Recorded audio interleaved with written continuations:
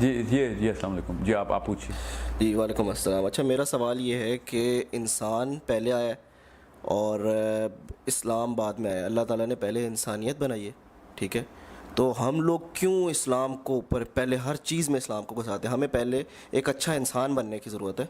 اور آپ اسی طرح دیکھتے ہیں اگزامپل کے طور پہ ویسٹ ہیومینٹی کی طرف جا رہا ہے. ہیومینٹی از اے ریلیجن, جس کی وجہ سے آپ مدر ٹیریسا اور ان سب کی اگزامپل دیکھیں, وہ جو ہے انسانیت کی زیادہ خدمت کر رہے ہیں. ہم لوگ اسلام کرتے رہتے ہیں. ایک اچھا انسان بنے تو ہم اچھا بعد میں مسلمان بھی بن سکتے ہیں. تو آپ کیا کوشچن یہ کہ میرا کوشچن یہ ہے کہ ہم اسلام کو کیوں اوپر لے کر آتے ہیں؟ انسان پہلے آیا ہے, انسانیت کے اوپر لے کے آئیں. انسانیت کے اوپر لے کر. اچھا, یہ پہلے تو یہ مفروضہ کلیئر کر لینا کہ انسان پہلے آیا ہے, اسلام پہلے آیا ہے. بڑا اچھا سوال ہے آپ کا. تو جب آپ کو اسلام کے فلسفے کا پتہ چل جائے گا تو آپ کو خود ہی سمجھ آ جائے گی کہ اسلام پہلے آیا یا انسان پہلے آیا. تو فلسفہ اسلام کیا ہے؟ مقصد اسلام کا یہ ہے کہ انسان کی فلاح ہو. یہ تو انتہائی سینسلیس قسم کا اپروچ ہوگی کہ ہم بغیر مقصد کے آئے تھے اور یہاں آ کے ہم نے دیکھا کہ یار ماحول کے مطابق ایک دوسرے کے ساتھ ایڈجسٹمنٹ کرنا سیکھیں. بیسکلی انسانیت کا فلسفہ یہ ہے کہ سچویشنل پیرامیٹرز جو ہے نا, وہ سچویشن کی بیس کے اوپر سیٹ کیے جائیں اور پھر دیکھا جائے کہ جو مورل لاز بنتے ہیں کسی ایک علاقے میں وہ کسی دوسرے علاقے میں شاید نہ بنے.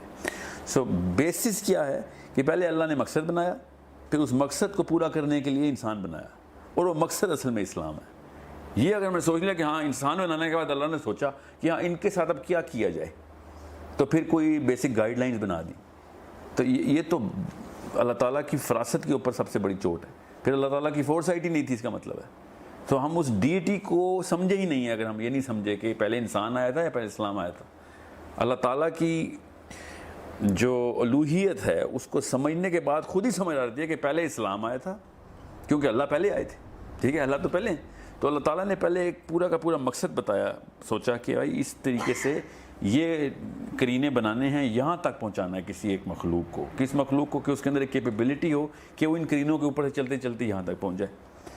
پھر اس کے لیے پھر آدم کو بنایا. اسی لیے فرشتوں نے اسی وقت پوچھا کہ یہ تو شر اور فساد برپا کر دے گا, سمجھ رہے؟ جیسے ہی فساد کا لفظ فرشتوں نے بولا, اس کا مطلب ہے کہ آدم کے بنتے ہی ان کو پتا تھا کہ کیپیبلٹی جتنی بھی اس آدم کے اندر ڈالی ہوئی ہے وہ مقصد پورا ہی نہیں کر سکتا جس مقصد سے انسان کو بنایا گیا ہے. اٹ سیلف مقصد پہلے پہ سمجھ آ رہا تھا سب کو, پھر انسان کی تخلیق ہو رہی تھی.